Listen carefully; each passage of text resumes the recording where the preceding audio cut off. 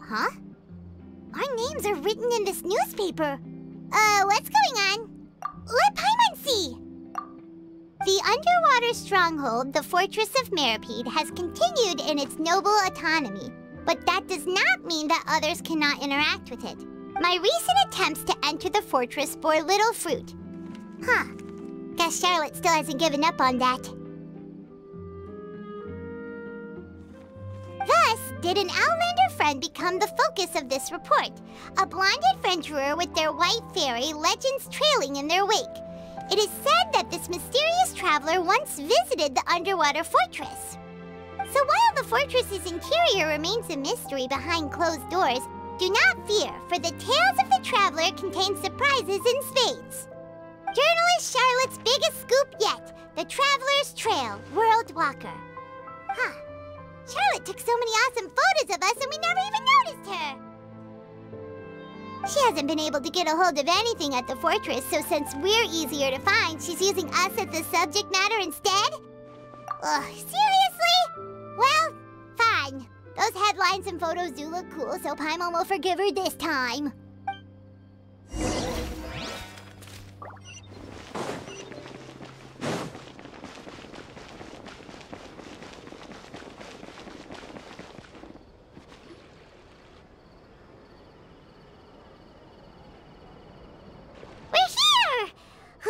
Paimon's hungry.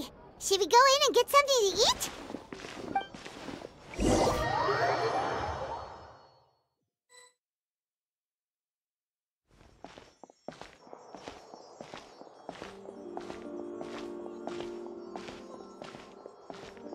Hey, quick! Look! That's the limited edition, only 16 slices a day cake! It was so delicious the last time we tried it! Despite the tense situation we were in, let's give it another go. I'm sure it'll be great. 1 slice of cake, please. Someone showed up after all.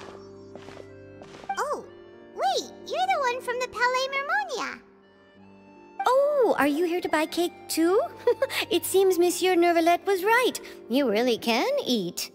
Wait, did he really say something like that? That's right.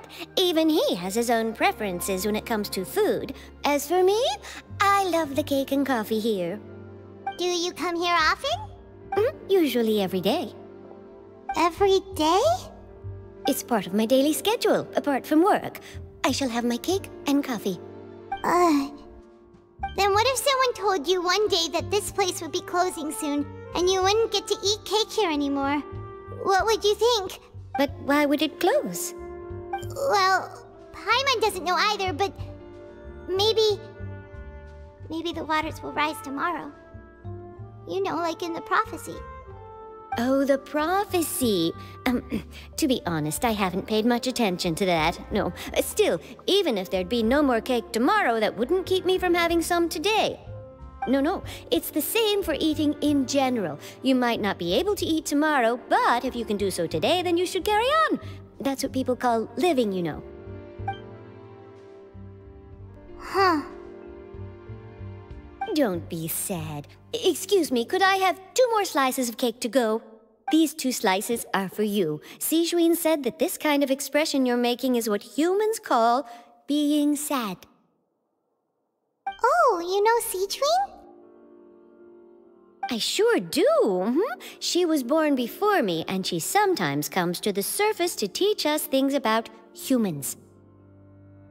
She said that humans are creatures that are saddened easily, yes, and you can only lift their spirits by feeding them delicious food. So please try the cakes here.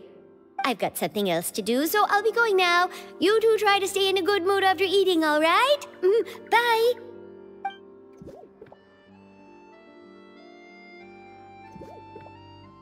And there she goes. All right, let's dig in. I'm sure this cake will be delicious.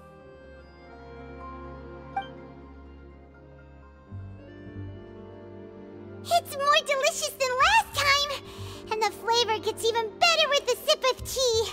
It sure would be nice if we could come again tomorrow. Sure would be nice if we could always eat delicious food here.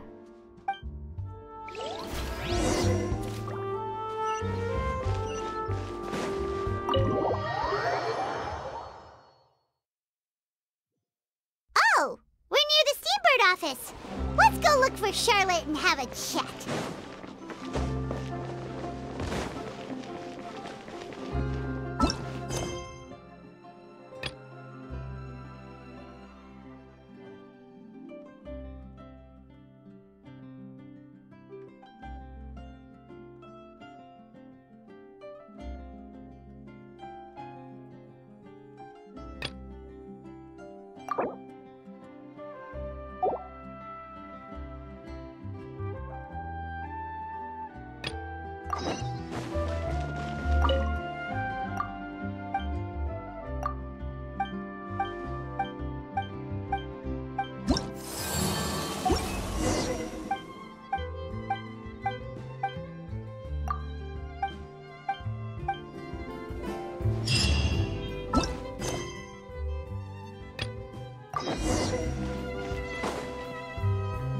Wow! If it isn't the Traveler and Paimon! Oh, have you seen the article I wrote about you? Ha!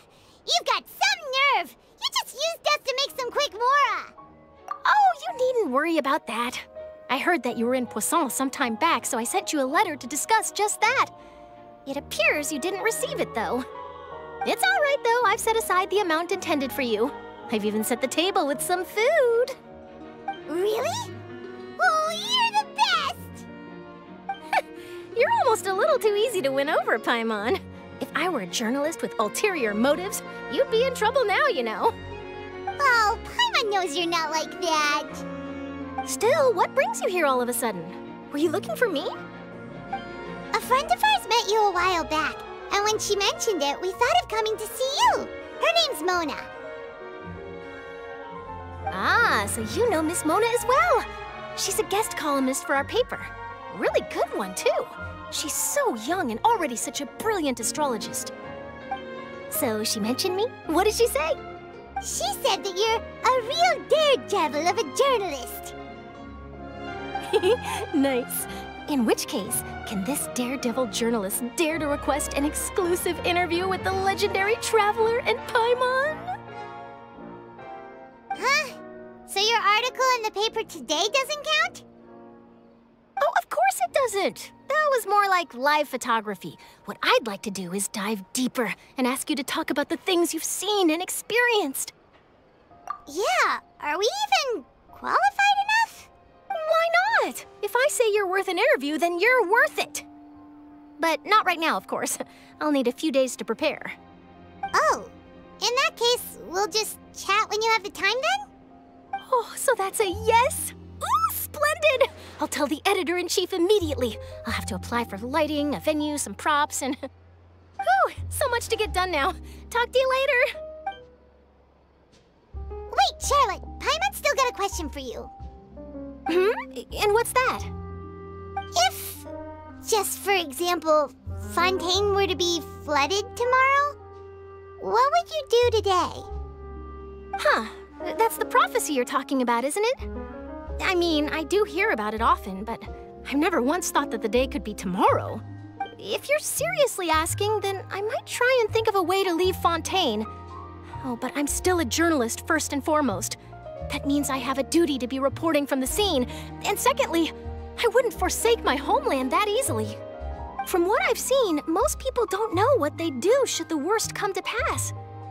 In truth, it might be better just to behave like normal rather than worry over such an end. So in all likelihood, I'd probably still be prepping at the office for that interview of ours. I know what you're thinking. That sounds a bit sad, but I've always believed that it's best to do what you enjoy. Just think about it. If this nation really were to be suddenly destroyed tomorrow, but I still successfully finish an exclusive interview with a truly unique person, then the story I would wind up writing would truly be timeless. And then do you know what I'd do? Well, I'd write that story, send it for printing, and use messenger pigeons to get copies out to the various nations as soon as possible. I'm not a dreamer, nor am I a workaholic, but I do love my job, and I'd be proud of leaving such an article behind. I guess you could say that I was born to be a journalist. But anyway, that's my answer. And on that note, I'll get back to my preparations. That's so nice. All of a sudden, Paimon actually kinda envies her. Anyway, let's go and take a look at the sea, shall we?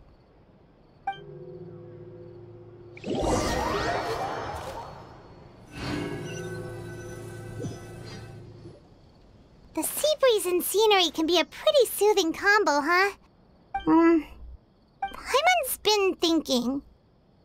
If it wasn't Fontaine, but all of Tevat that would be destroyed tomorrow, where would we go and what would we do?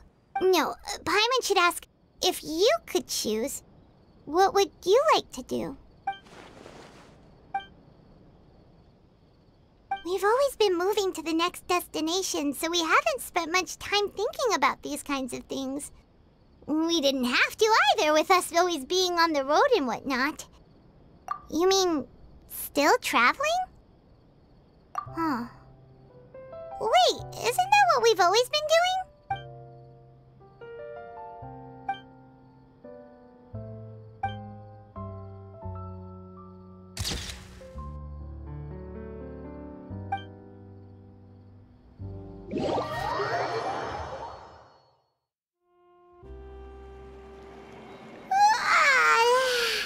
Feels like you'll grow mold if you stay here long enough. But it's still better than the Fortress of Meropide, that's for sure. It's not only damp there, but salty too. Ah, so the two of you are still here. Wonderful. Oh, you're from the Palais Mermonia, aren't you? Yes, I'm Isadora. Monsieur Neuvillette sent me to look for you two before. I heard that afterward you went to the Fortress of Meropide. Not at all. I'm well aware that you're friends of his. Actually, I'm here to pass along a message from him. Yes, inside the Opera House. The Maréchaussée Phantom has declared the incident a small-scale riot. A riot? Well, that said, I don't personally think it was that serious. Lady Furina was watching a performance at the Opera House, and while she was resting during an intermission, some other audience members suddenly started harassing her, loudly accusing her of doing nothing about the prophecy crisis. And before she could respond, others started to join in. The crowd continued to grow, and protests against the Hydro Archon started to break out. So people have started to put the blame on Furina. Guess they finally found an outlet for the pressure they've been under due to the prophecy. I agree. People will naturally rely on gods, as is customary.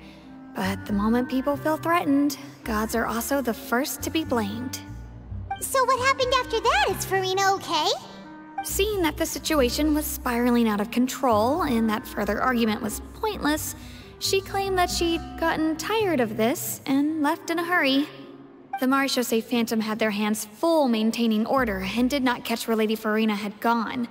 Only when things had stabilized did we realize that she had gone missing. So, you mean she's still missing? That's right.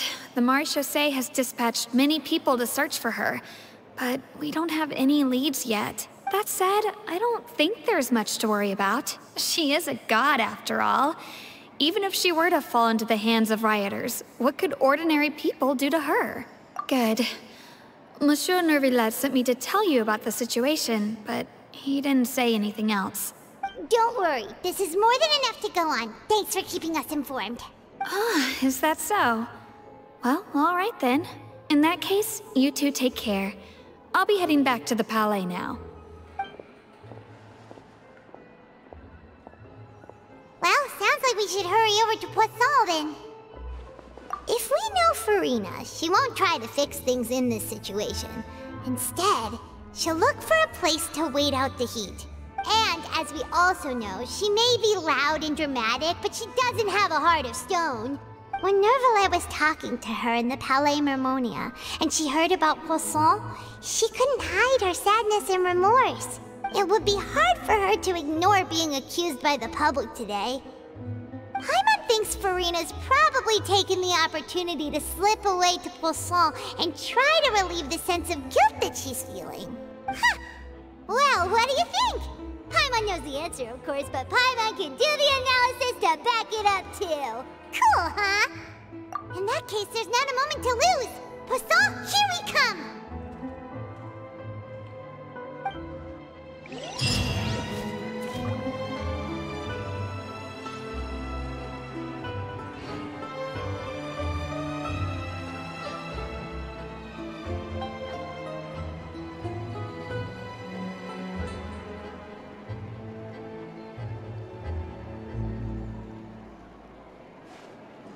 Guess I'm finally on the right path. Just say what you mean. No problem's too big to solve.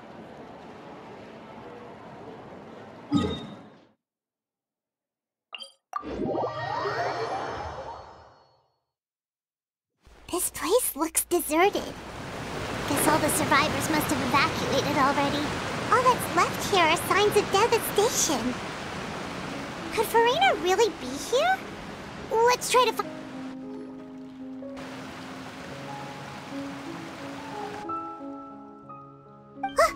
That's Furina, right over there. She really is here all on her own. Should I just give up? This is all meaningless. What was meant to happen did happen after all. Everyone's dead. I'm sorry. I am so sorry. Give up, Furina. There's no point in holding out. I'm sorry. But what can I even do other than to repeat meaningless apologies over and over? Who's that? Don't worry, Furina. It's just us. So it is you, blonde traveler from another land.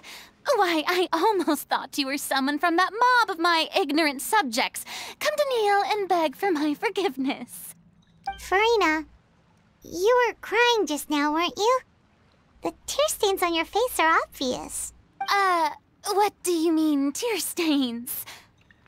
Oh, I remember. The show at the Opera House earlier this morning was so moving. I'm still trying to process it. Who did that uncivilized rabble think they were, disturbing my enjoyment of the arts? They even dare to tout their Archon. I must teach them a lesson. I can just imagine their twisted and frustrated faces once they realize that I'm nowhere to be found. Oh, and I'm sure Neuvillette and those people from the Marche Sauce Phantom are freaking out right next to them, too.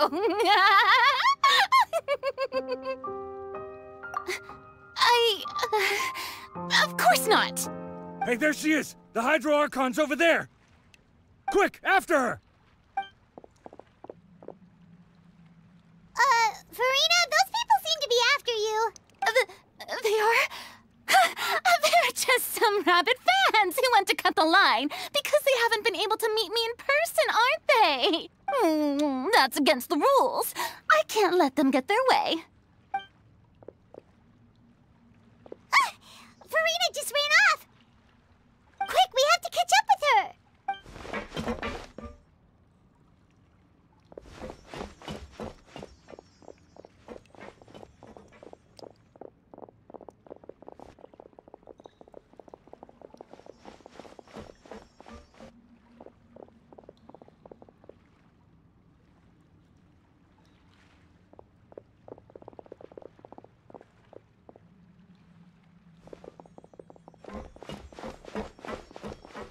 This should be the place, right? Hey, Furina! There's a good hiding spot over here. Quick, come to Paimon before the rest of them catch up to you. What is this place? Hurry, they're almost here. Fine. I suppose haste is warranted. Lead the way.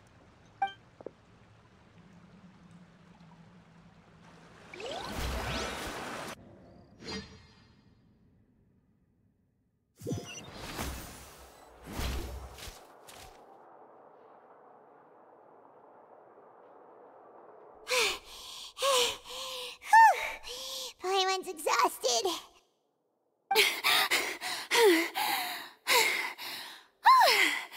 I'm so tired. I totally thought they had caught me. No,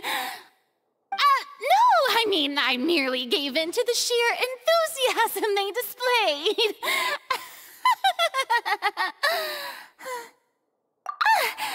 You're right. Yep, that's a good girl.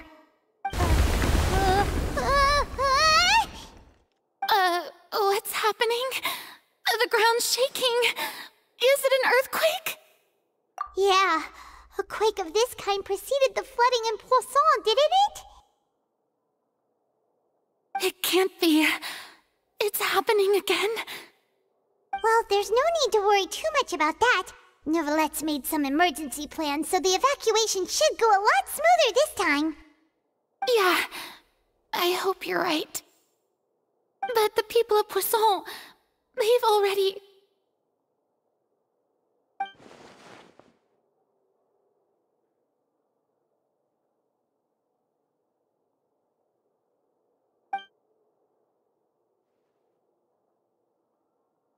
It's true.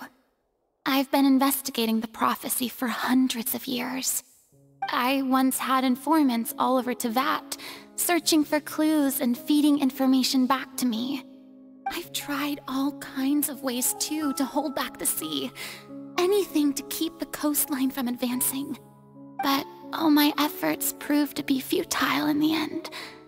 Really, the truth has been clear to me for a very long time. We cannot make an enemy of the divine. No matter what we do, the will of the heavenly principles will have its way, and the prophecy shall be fulfilled. Give up. I do love the sound of that phrase. It would mean finally coming to terms with fate, but also for me to finally be free. Indeed. I've thought about giving up so many times, especially after we almost lost Poisson. Fate is really unreasonable, isn't it? It has no heart and obeys no rules. The prophecy has only just started to come true, and so many people have already lost their lives. But just now, it all became clear to me. I still don't have the right to come to terms with fate on behalf of everyone else. As long as the final moment hasn't come, it's still not too late. Don't worry. I will keep hope alive for everyone until the very end. Well, that's enough for now. I got the impulse to play the stricken maiden, but honestly, considering my rank and station, that wasn't a good fit at all. Don't take any of what I just said seriously. How could I possibly let Fontaine fall to the whims of trivial prophecy? Come on! Paimon could have sworn you were actually being honest just now.